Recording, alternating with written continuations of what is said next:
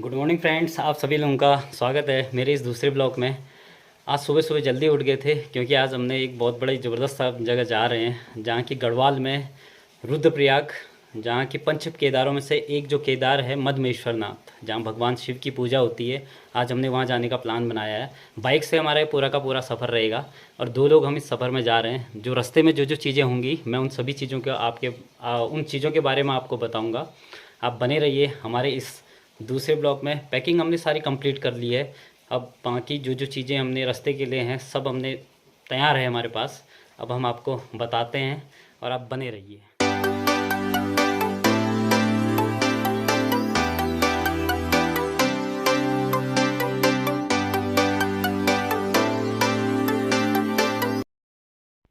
ये सोमेश्वर है। सोमेश्वर अभी हम पहुँचे हैं। कल रात बहुत बारिश हुई थी तो सोमेश्वर की जो कोसी नदी है उसके जो बगड़ है किनारे का एक दृश्य आपको दिखा रहे हैं। ये पहुँचे हम पेट्रोल पंप के पास में। ये सोमेश्वर का ही पेट्रोल पंप है।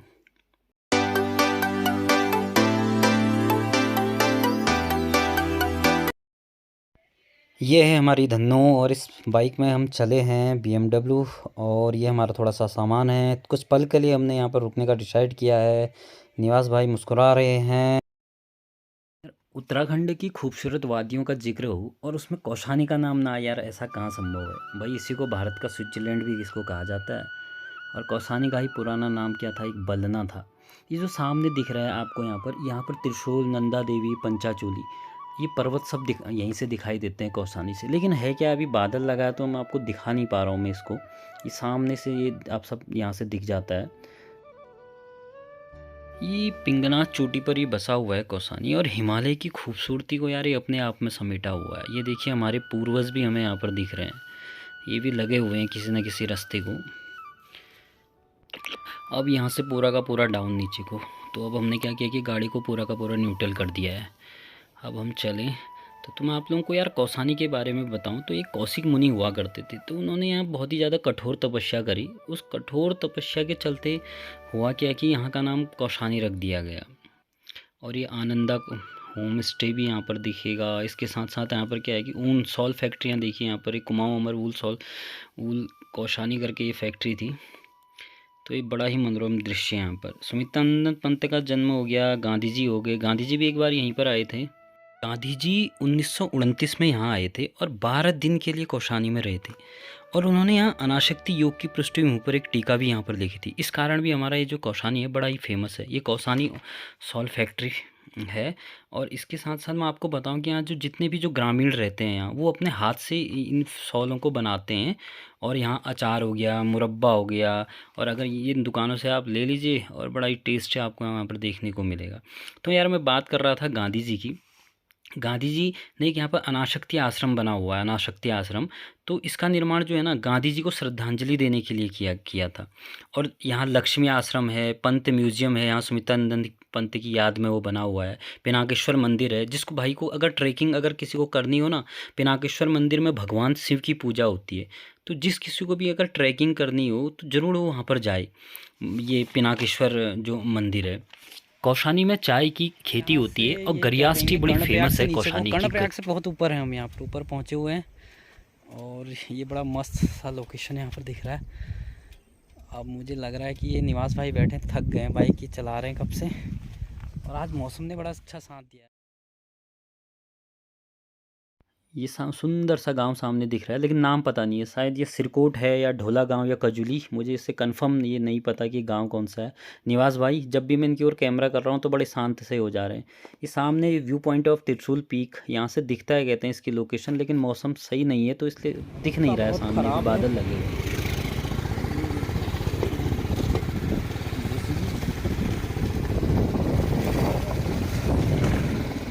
मिला जुला ये रास्ता कहीं पर बहुत सही है रास्ता है।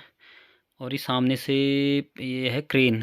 और क्रेन के आगे लगी है JCB लगी हुई है, क्योंकि यार मौसम ख़राब हो रहा है तो ऊपर से भूस्खलन हो रहा है, इसलिए इन चीज़ों की आवश्यकता पड़ रही है। ये नदी है, पिंडर नदी है भाई। पिंडर नदी का जो कहते हैं कि बागेश्वर किससे निकलती है ये पिंडर नदी, और इसका मुँह कर्णप्रयाग की तरफ को है। तो ये इधर कर्ण चमोली की साइड को ये नदी बह जाती है। और इस पिंडर नदी का एक पौराणिक कथा इसमें कहते हैं, बड़ी दिलचस्प है। मैं आपको बताऊं कि इस नदी के बारे में यार कहा जाता है कि भगवान शिव और पार्वती की जब शादी हुई थी तो शिव जी ने पार्वती को पिंडर इस नदी के रास्ते विदा करा कर ले गए थे, इस घाटी के रास्ते विदा करा के ले गए थे। इसलिए आज भी हिमालय की जितनी भी बेटियां हैं यह कामना करती हैं कि उनकी विदाई के रास्ते में पिंडर नदी जरूर पड़े, और अगर इस पिंडर नदी के जो दर्शन हो जाएं तो जो उनका जीवन है बहुत ही ज़्यादा सफल हो।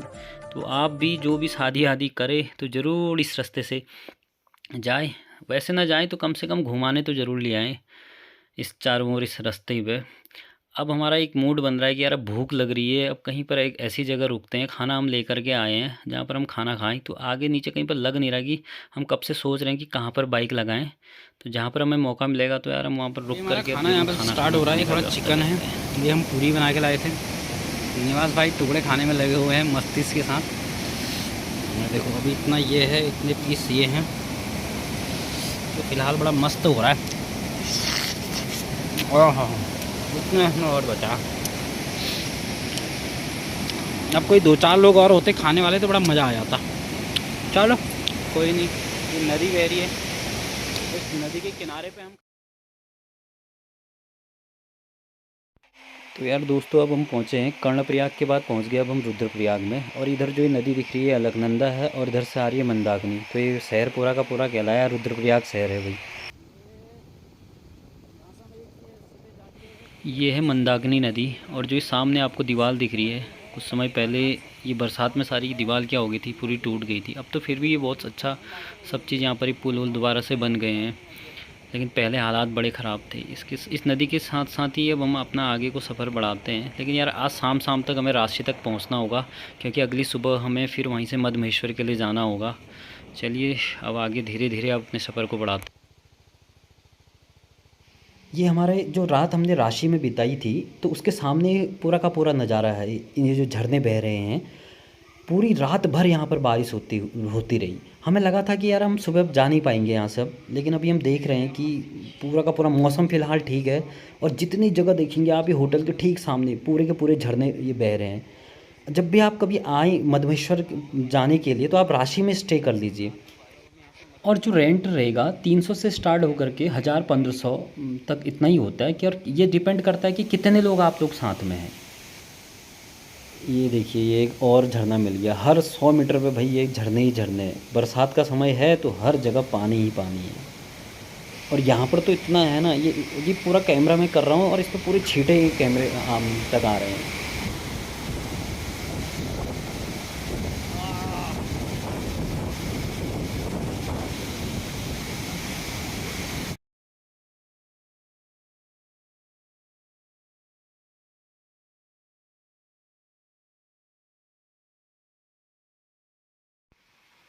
श्रद्धालु अपने कदम तेज़ी से बढ़ाते हुए हम भी लगे हुए हैं मंजिल को बढ़ते हुए धीरे धीरे। और ये पाँव में लग सकता है, देखिए ये ढूंढ रहा है अपना शिकार। कोई अगर पाँव बढ़ाएगा मैं दिखाता हूँ कि कैसे ये पाँव में, देखिए अभी इस जूते में कैसे एकदम से पकड़ लेगा। ये सूंघ रहा है और देखिए पकड़ लिया। ये देखिए ये, अब मुझे इसे निकालना पड़ेगा। ये इसने पकड़ लिया है, लेकिन ये इसकी इतनी मजबूत पकड़ है, अब निकालूं कैसे इसको। अरे दादा, अरे निकल जा निकल जा। हाँ बैल मुझे मार हो गया है तो। अरे भाई रुक जा, और एक गिर गया। हाँ ये है पहाड़ का जीवन। देखिए इतने ऊपर यहाँ पर ये घास काट रहे हैं, और यहाँ पर नीचे देखेंगे तो हम यहाँ पर एक नदी जो बह रही है, ये मधुगंगा नीचे बह रही है।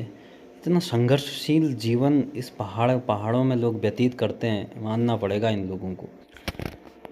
अब ये सामने नदी जो है ये मंदाकिनी है, और इधर बाईं से आ रही है मोरखंडा नदी, और नीचे पे कहलाई ये मधुगंगा। और ये पूरी की पूरी मोरखंडा नदी है। और ये सारी की सारी बिल्कुल कितनी भरी हुई नदियाँ लग रही हैं, डर सी लग रही है इस पुल पे यहाँ पर खड़े होकर के। पूरा का पूरा हिलता हुआ जैसा ये पुल नज़र आ रहा है। और ये देखिए लबालब बिल्कुल पानी। मैं आपको आवाज़ सुनाता हूँ ज़रा इस नदी की, सुनिएगा। कहाँ से आती है नदी? हाँ तो इस चौखम से आती हुई नदी का नाम मोरखंडा है। मोरखंड। और ये नदी आती है नंदीकुंड से आती है। अच्छा। तो इस नदी का नाम नंदाकिनी बोलते हैं। नंदाकिनी। फिर मिलके ये मधुगंगा बनती है। मधुगंगा, ठीक। यहाँ से निकलती हुई ये जाती तुम्हारे कुंड में। तो कुंड में एक केदारनाथ वाली काली गंगा आती है, वो मंदाकिनी आती है। ठीक। फिर वहाँ से मिलके यहाँ से ये चली गई मंदाकिनी चली गई। हाँ। वहाँ से मिलकर मंदाकिनी होगी।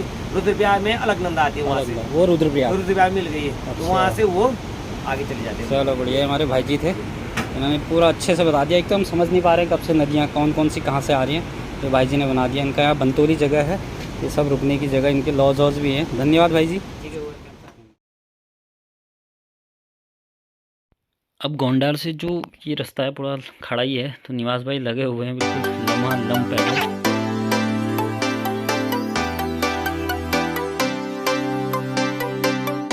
हर महादेव, बम बम भोले बोलो यार। जा कहाँ रहे हो? हाँ, मैं मधमेश्वर जा रहा हूँ। मधमेश्वर? हाँ जी। अभी बहुत लंबा जाना है, अभी 7-8 किलोमीटर के आसपास है। जी जी। अब बैग में ये 1 कुंटल सामान है क्या क्या? खाने पीने का सामान है क्या? चॉकलेट लाया हूँ उसमें थोड़ा सा, हाँ। और कुछ नमकीन्स के पैकेट हैं, हाँ कुछ काजू बादाम। हाँ। चलने में थोड़ा सा ताकत आएगी। हाँ। थोड़ा सा घोड़े वाले चने भी रखे हैं मैंने। घोड़े वाले? हाँ। अच्छा। यहाँ से 7 किलोमीटर और है। और ये निवास के हाल, अब थक गया है चलते चलते। अब इसके बस का नहीं लग रहा मुझे चल पाना। अब क्या रेस्ट करोगे थोड़ी देर? करते हैं 5 मिनट रेस्ट, फिर चलते हैं। हाँ, 8 किलोमीटर आ चुके हैं, 6 किलोमीटर और है। यहाँ से ऊपर चढ़ के जाना है। वो दिखाओ ना व्यू।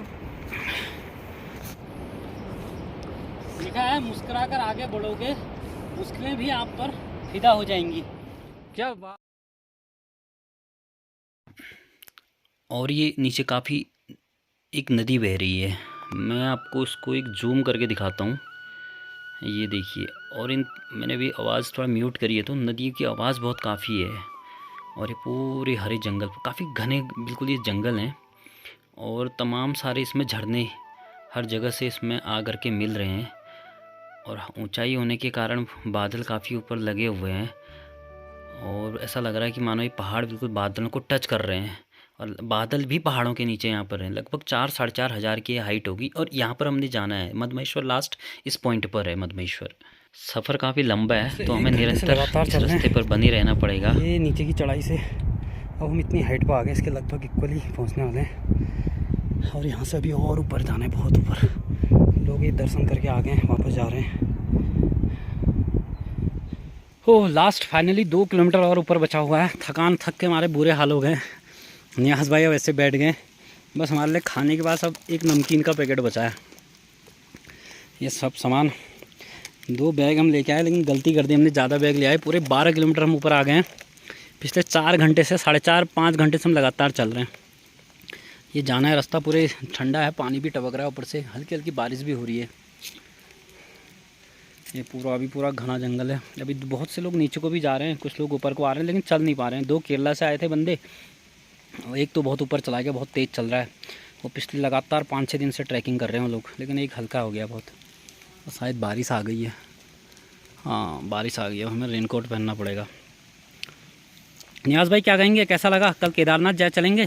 केदारनाथ तो ना जाए भाई, डायरेक्ट बात का है केदारनाथ गए तेल लगे। यहाँ से जाएंगे हम। हाँ, बद्रीनाथ, वहाँ केदारनाथ जाएंगे। वहाँ आधे 1 किलोमीटर है ना, पूरा बाइक जो है वहाँ तक जाएगा। ठीक है, बारिश आने लग गई। तक। ये देखिए बारिश। मधमेश्वर मंदिर यहाँ पहुँचे, अब इन्होंने हमारे लिए गेट तो खोल दिया, लेकिन पुजारी जी हैं। ये पूरा मंदिर है, और यहाँ से ऊपर चौखंबा पर्वत है।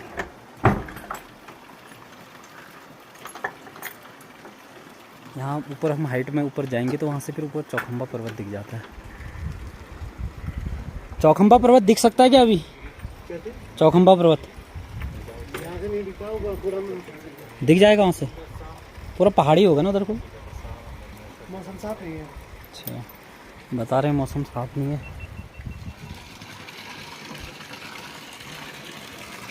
ये इसकी परिक्रमा करते हुए ये इसके चारों तरफ का है, ये कुंड है, ये कुंड है। और यहाँ पर रुकने का ये है कि एक बेड का 300 रुपये है, 4-5 लोग भी रुक सकते हैं उसमें, पर हेड 300 रुपया है। और खाने का रात का जो है 170 रुपये एक बंदे का।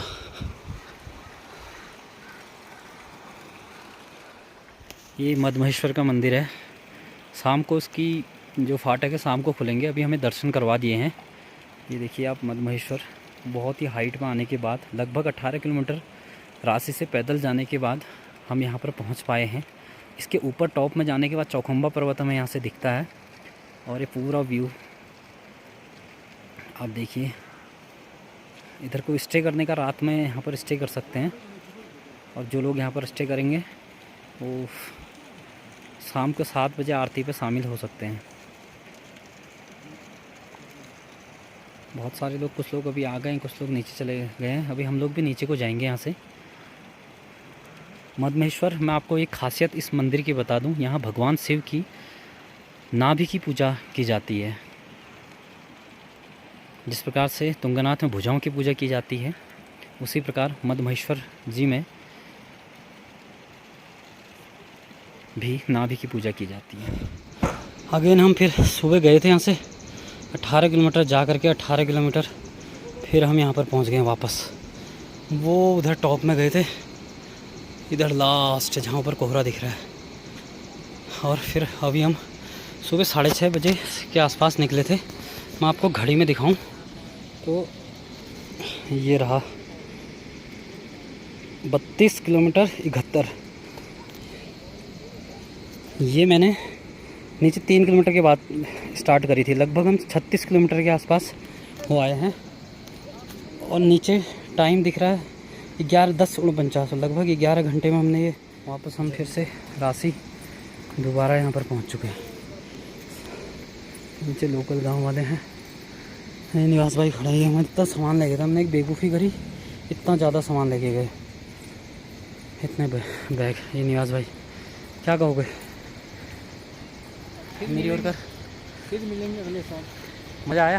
अरे कल हम देख रहे हैं कि सुबह मॉर्निंग में उठ करके केदारनाथ की यात्रा पर जा पाएँ। झरने निरंतर बह रहे हैं, बहुत ज़्यादा थकान हो गई है। बाय। रात के 10-10:30 बज चुके हैं। अब निवास भाई आराम से सो गए हैं। इस रूम पर हम रुके हैं, ठीक ठाक सा रूम है, नाइट कट रही है। इतने कपड़े सारे ले गए थे हम, ये कपड़े। थकान हो गई बहुत ज़्यादा, अब सो जाते हैं।